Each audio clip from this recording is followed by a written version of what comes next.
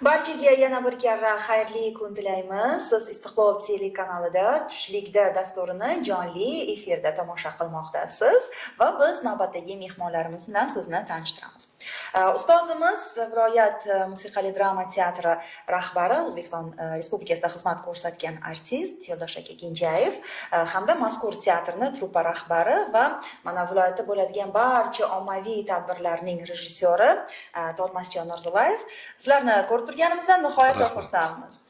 Biz ham xursandmiz. Rahmat. Rahmat. Yo'ldosh aka, mana bir necha kunlardan keyin yangi yilni kutib olamiz. Mana 2025-yilni hozir o'ziga xos bir sarhisob qilyapmiz-da, to'g'rimi? Hamma sohalarda qandaydir bir sarhisob davrlari ketyapti. Umuman teatr uchun 2025-yil qanday bo'ldi? Qanaqa yutuqlarga erishildi?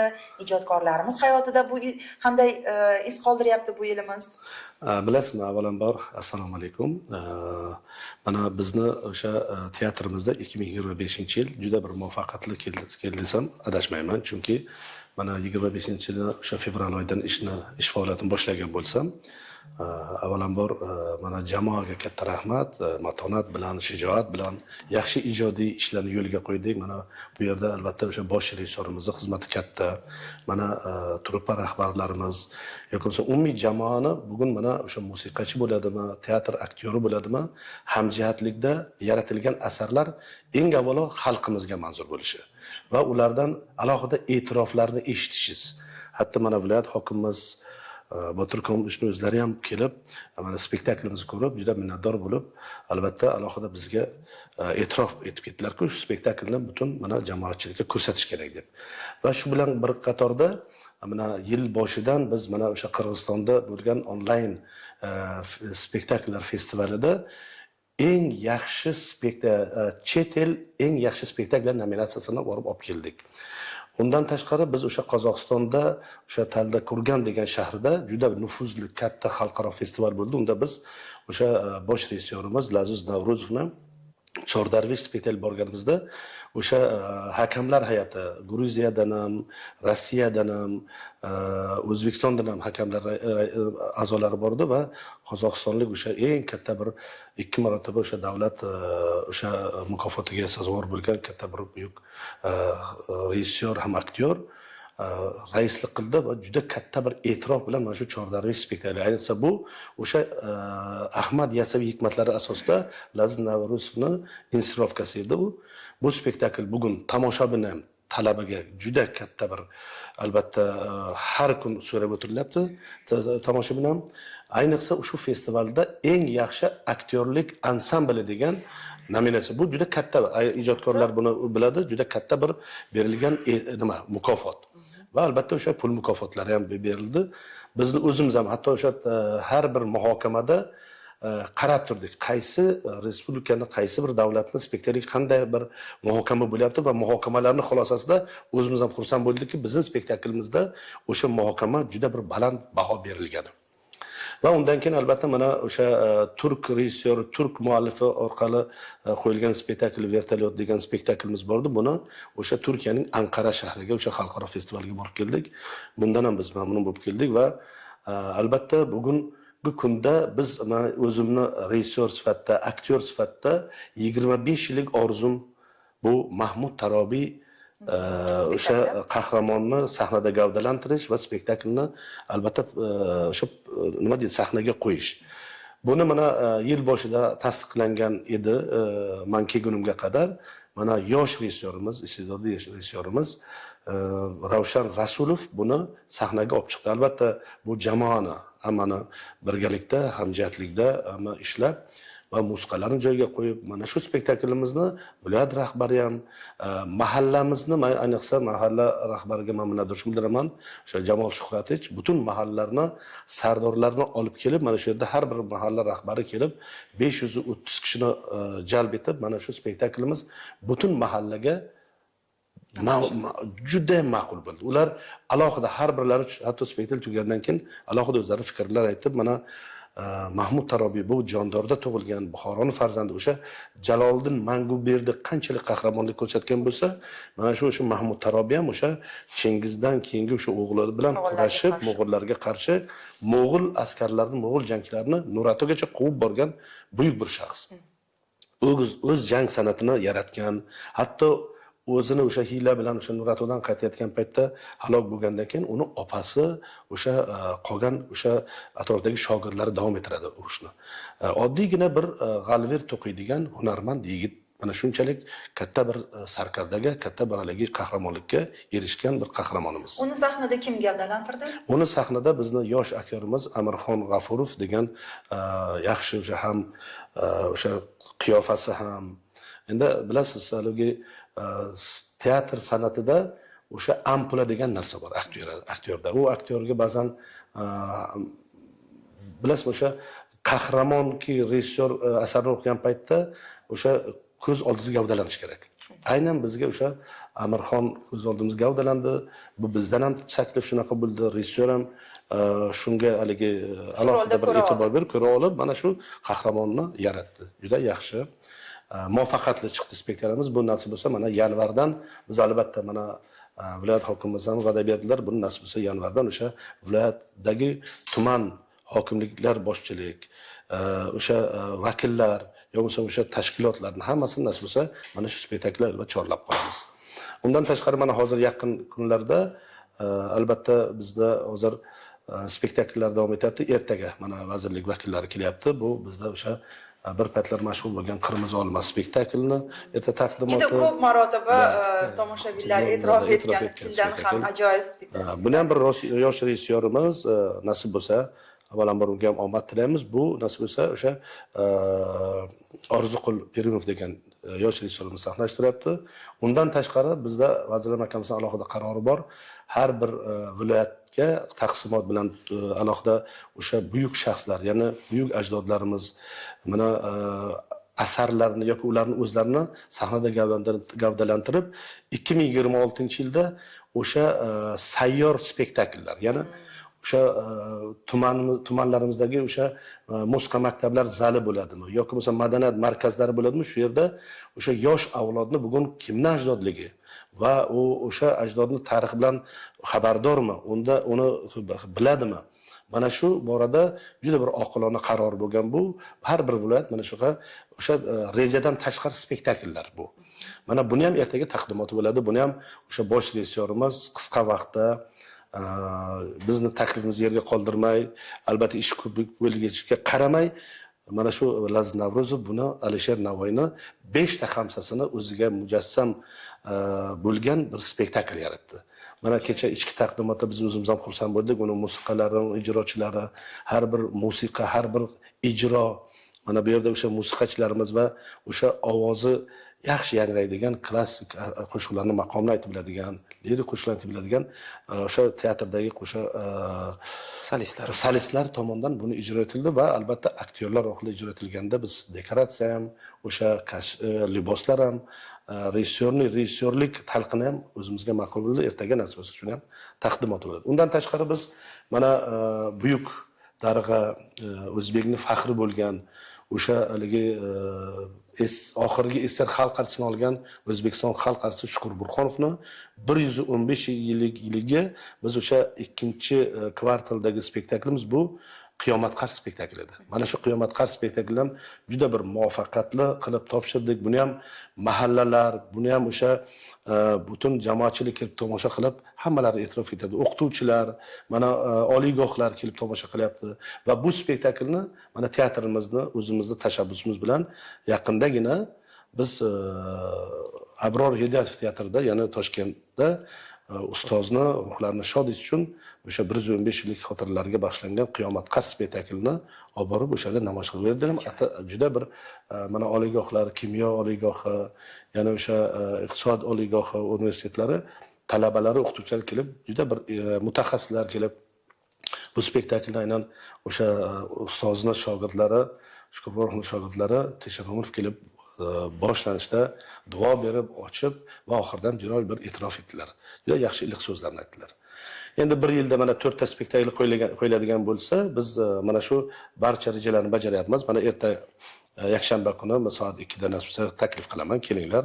Taqdimot bo'ladi. Mana mutaxassislar keladi, aynan ekspert xulosasini beradigan mutaxassislar. Bularni albatta fikrdan keyin albatta bu spektaklning premyerasi bo'ladi albatta.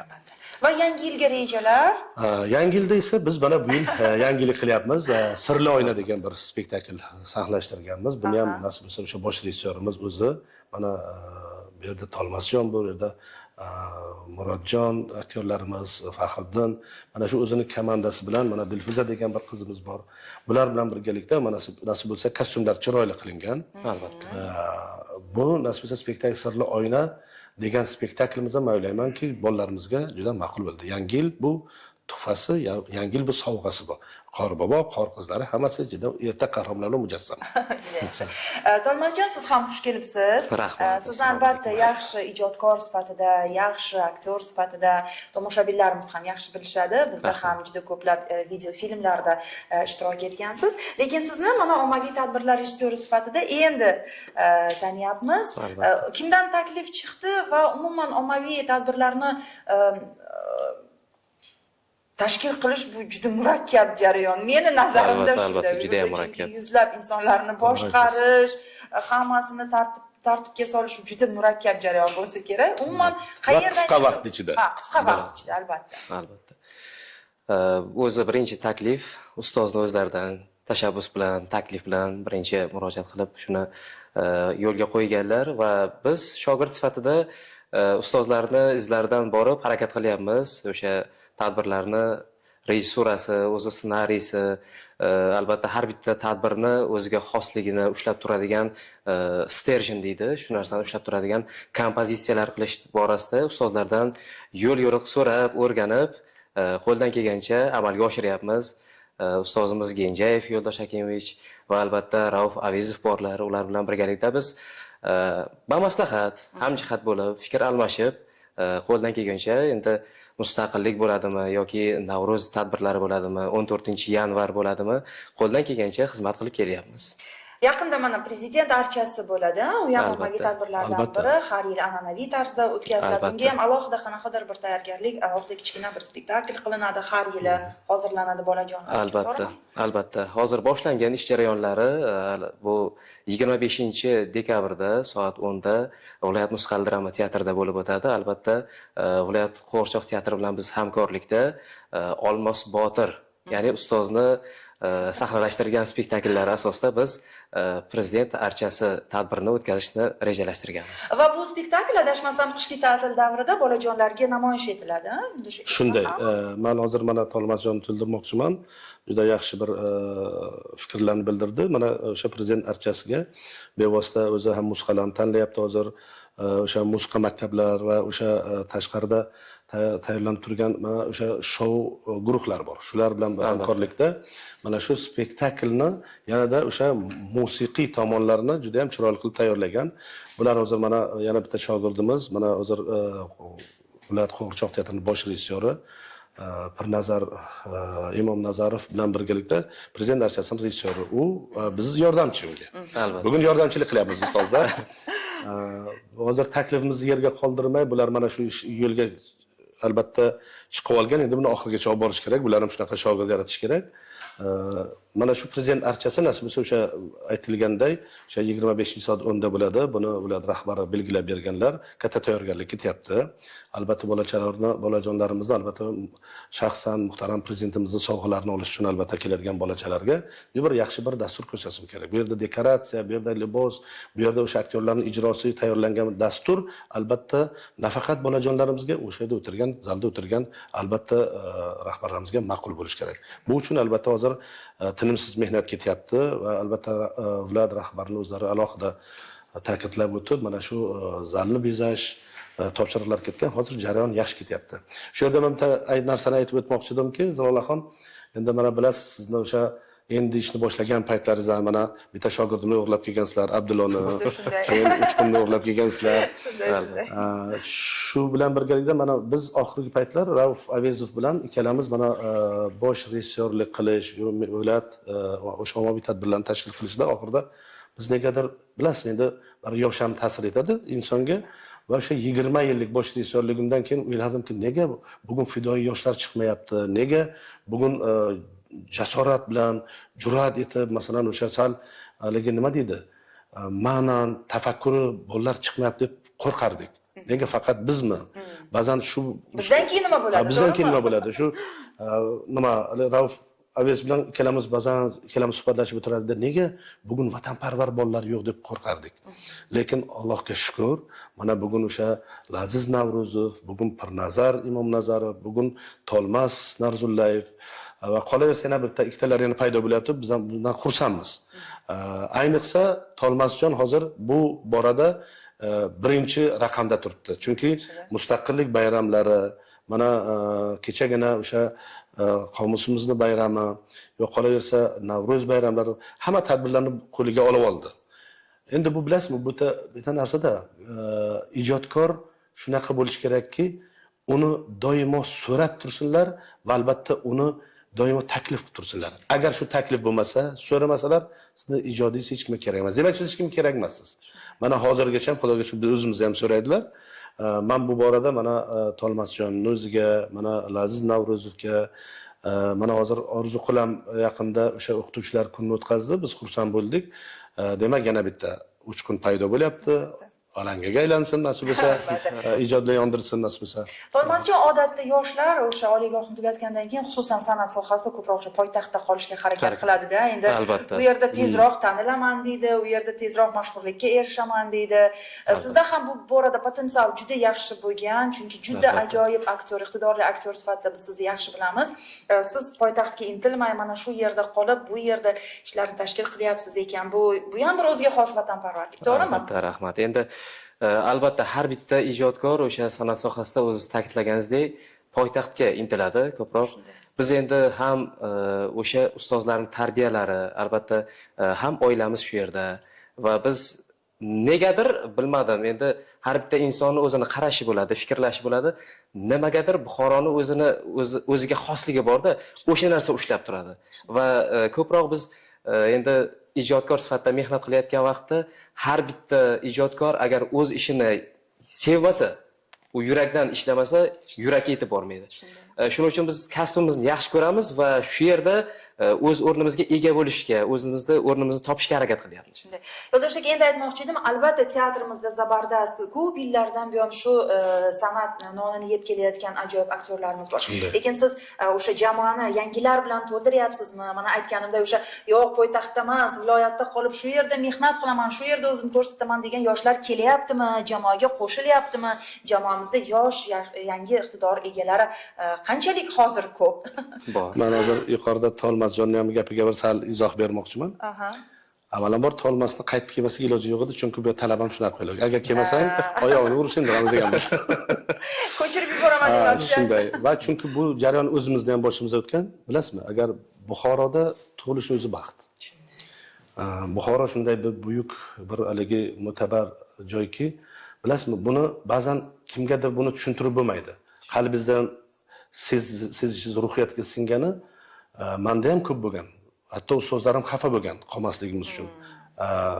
Toshkentda hatto ishimiz ham tayyor. O'sha yo'llanmani ham o'sha nima qilingan Toshkentda. Lekin bilasiz, mana men hozirgacha bular bilan ko'p suhbatlashganmiz. Yana o'qishga boryapsan.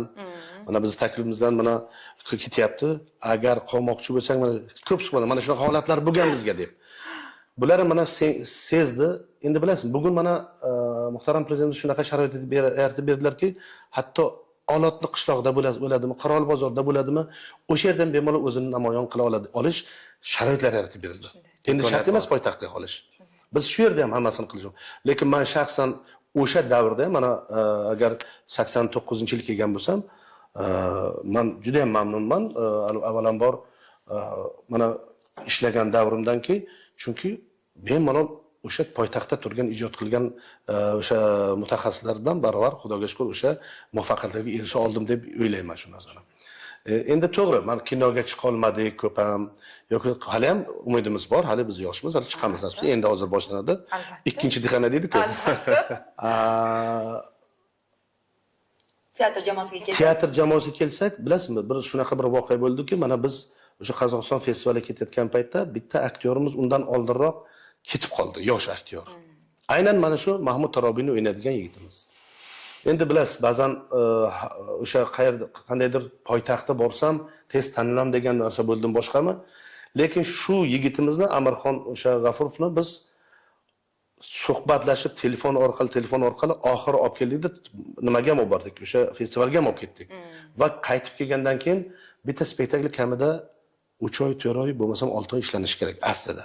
Lekin bu 15 kun ichida mana shu bosh rolga tayyorlanib 15 kundan keyin taqdimoti bo'ldi buni.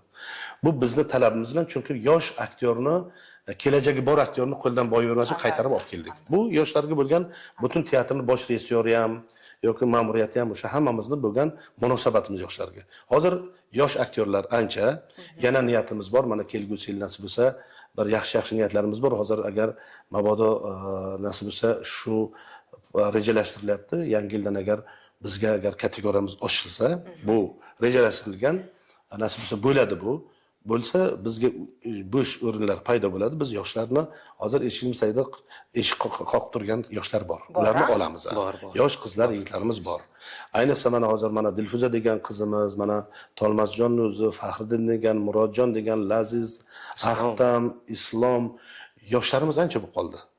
Hozir bemalol Mamman degan o'sha chet el, Yevropa bo'ladimi, Mamman degan teatrni biz jamoasi bilan bellasha oladigan kuchimiz va salohiyatimiz bor va albatta o'sha spektakllarimiz bor, bemalol bellasha olamiz. Rejissyoramiz ham, aktyorlik ishlarimiz joyida. Yo'ldosh aka, endi hozir zamon talabi shunday, ko'proq ijtimoiy tarmoqlarda o'zi reklama qilishga to'g'ri keladi. U xoh teatr bo'ladimi, xoh alohida bir san'atkor bo'ladimi? Sizlarda shu narsa qanday yo'lga qo'yilgan? Endi istaysizmi, istamaysizmi, bu zamon talabi. Odamlar chunki kunini 8-10 soatini aynan shu telefonga termilib, ijtimoiy tarmoqdan juda ko'p narsalarni o'ziga oladi-da. Sizlarda ham shu narsa qandaydir bir zamon bilan hamnafas yo'lga qo'yilgan. Shunday, bu qo'yilyapti. Hozir mana veb-saytlarimiz ishlayapti, Instagramlarimiz ishlayapti. Yaxshi, endi uncha oliy darajada demasam, lekin biz to'laqonli o'sha narsaga yetib boryapmiz. Mana endi o'sha marralarni egallab boryapmiz. Lekin bizni bugun hozir o'sha Qozog'iston do'stlarimiz, Qozog'istondagi, Turkiyadagi do'stlarimiz, hamkorlarimiz, Qirg'iziston, Tojikiston doim bizni o'sha chiqarayotgan yangi spektakllarimiz yoki yangi bir ijodlarimizdan doimo ular bahramand bo'lib tezda biz bilan telefon orqali bog'lanib tabriklab qo'yapti. Demak bu o'sha bugungi texnologiya ishlayotgandan dalolat bu. Bizdan hozir juda chunki yaxshi mutaxassislarimiz bor, mana ishlatyapti. Yana kelgusi yana hozir rejalashtiryapmiz, yana bir yaxshi mutaxassislarni olib buni yanada rivojlantirishdi. Va og'riqli bitta masala bu tomoshabinni teatrga qaytarish. Biz doim shu haqida gapiramiz, lekin nazarimda keyingi yillarda bu borada ham sal siljish bor. Mana o'zingiz aytganday o'sha tashkilotlarning tashabbusi bilan, hokimliklar tashabbusi bilan bu menimcha juda yaxshi tashabbus va o'sha endi kimnidir teatr borishga hafsalasi bo'lmaydi. Kimnidir shunchaki vaqti bo'lmaydi. Kimnidir esidan chiqib ketadi-da, to'g'rimi? Teatr bor, shu yerga borish kerak, ma'naviy oziq olish kerak. Lekin mana bunday jamoaviy tartibda bu narsalarni tashkil qilish menimcha juda ham yaxshi. Shunday. Mana aytayapman, hali mahallani rahbari mana shu sohada endi vazir birinchi o'rinbosar ishlaganlardanmi o'zlari tashabbus bilan chiqib, menga bilman ko'rsatib bilasiz deganda, men shu spektaklni Mahmud Tarobiyning o'qishiga aytsam, kelib butun mahallani boshqarib olib keldilar. O'shanda viloyat hokimimiz ham keldilar. Men bir narsani ta'kidlab o'tmoqchimanki, mana Chordarvesh degan spektaklimiz bor. Buni bugun bilasizmi, mana avvalambor men minnatdorchilik bildiraman tibbiyot oliygohini rektoriga, ma'naviyat bo'yicha o'rinbosarlariga, universitet rektoriga, ular doim biz bilan o'zlari so'rab o'tiradi. Mana shu rektorni, ikkala rektor ham, texnologiya instituti rektori, mana hatto Osiyo ular ham so'rab o'tiribdi. Ayniqsa mana Chordarveshni malaka oshirishda juda bir tashkilotchi Guloraxon degan nima bor, tashkilotchi o'qituvchi borlar. Doim jamoalarni olib keladilarda, so'rab edi. Har bir yangi, kecha yangi spektakl qo'yibsiz, qachon bizga ko'rsatasiz deydi. Va jamoani olib kelib mana namoyish etyapmiz. Ular juda yaxshi minnatdor bo'lib e'tirof etib ketyaptilar. Bundan biz xursandmiz. Oxirgi paytlar bizga mana tashqaridan ba'zan telefon bo'ladi. Biz balkim o'sha odamni tanimayman, telefon qiladi. Siz direktormisiz? Shu Chordarvesh spektakli qachon bo'ladi? Buni so'rayaptim, demak biz baxtlimiz.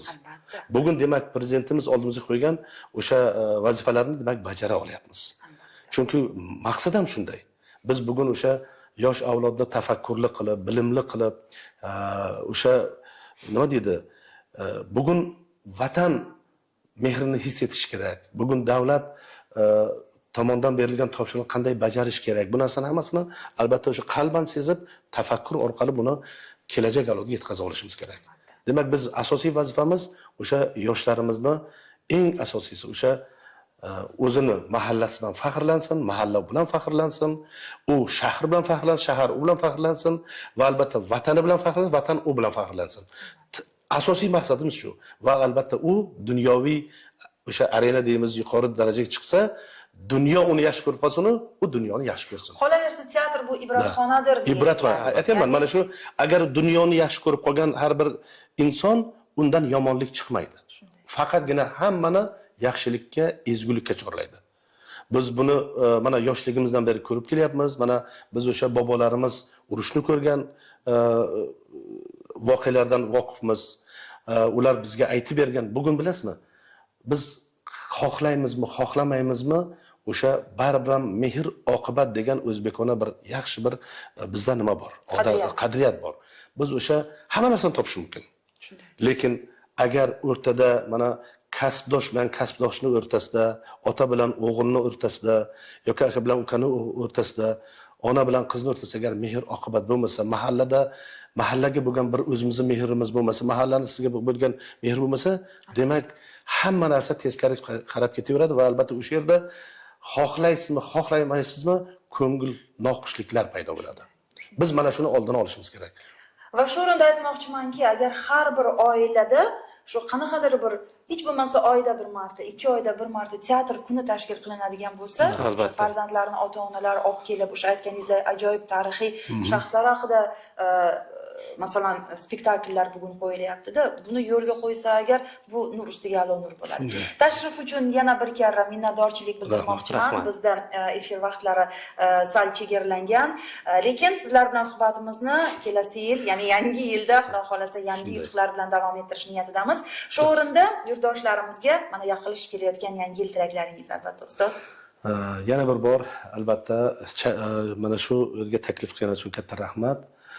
Men chin dildan mana butun mana shu Buxoroy sharafimizni, o'zbek xalqimizni, albatta barcha kasbdoshlarimizni mana shu kelayotgan 26-yil yangi yil bilan chin dildan tabriklayman.